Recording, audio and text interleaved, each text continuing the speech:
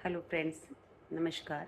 आपका फिर से स्वागत है मेरी कैंसर जर्नी के एक और एपिसोड। जैसे कि लास्ट वीडियो में मैंने आपको बताया था कि मेरे फर्स्ट कीमो में ही बाल झड़ने लग गए थे और काफ़ी ज़्यादा झड़ गए थे, जिनको मैंने ऑफिस में जाके हाफ कटवा दिया था क्योंकि बहुत ज़्यादा बाल उलझ गए थे।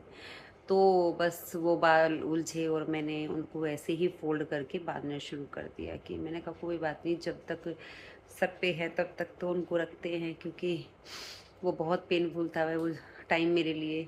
और फिर उसके बाद मम्मी के यहाँ से ये हुआ कि मम्मी ने मुझे बुलाया कि आप कि बेटा एक बार आ जा।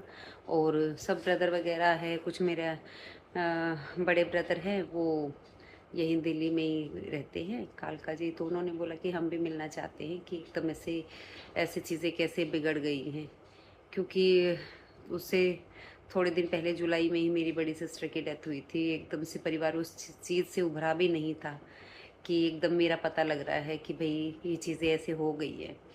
तो कोई बात नहीं, वहाँ मैं जाती हूँ, वहाँ पे मैंने ऐसे अपने बालों को बांध रखा है। मैं उस चीज़ को बिल्कुल भी सबके सामने नहीं लाना चाहती थी कि मेरे बाल ऐसे निकल रहे हैं, क्योंकि पहले ही सबको बहुत उस चीज़ से पेन था कि भाई ये चीज़ें हो गई हैं, और मैं उनको और पेन नहीं देना चाहती थी कि उनको मैं उन चीज़ों के साइड इफ़ेक्ट्स भी दिखाने लग जाऊँ कि मेरे साथ ये चीज़ें हो रही हैं।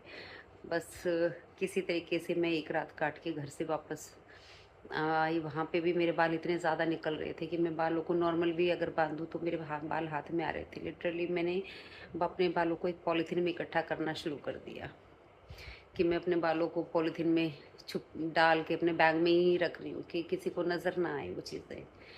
तो बेटी बोली मम्मी आप एक काम करो, हेड शेव करा लो आप यहीं पे। और मैंने कहा नहीं, यहाँ नहीं। कह रहे नहीं, आपको सब इमोशनल सपोर्ट देंगे तो आपको ठीक लगेगा। तो मैंने मेरी भाभी से डिस्कस की चीज़ें, तो बोली दीदी प्लीज़ यहाँ नहीं कराना, हमसे नहीं देखी जाए ये चीज़ें, हम नहीं देख पाएंगे। मैंने कहा ठीक है। मैं कहा जो चीज़ें मैं ही बर्दाश्त नहीं कर पाऊँगी तो मेरी फैमिली जो मेरे से इतना प्यार करती है वो कैसे बर्दाश्त कर पाएगी। तो उसके बाद हम घर आते हैं, और घर आने के बाद फिर हम सैलून जाते हैं।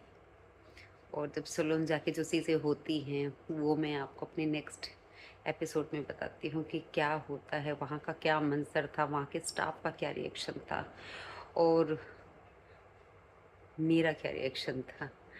तो आपको मिलती हूँ अपने नेक्स्ट एपिसोड में, और फिर बताती हूँ आपको फिर चीज़ें क्या होती हैं, क्या सिचुएशन होती है। बहुत बता नहीं सकती मैं आपको शब्दों में कि वो क्या सिचुएशन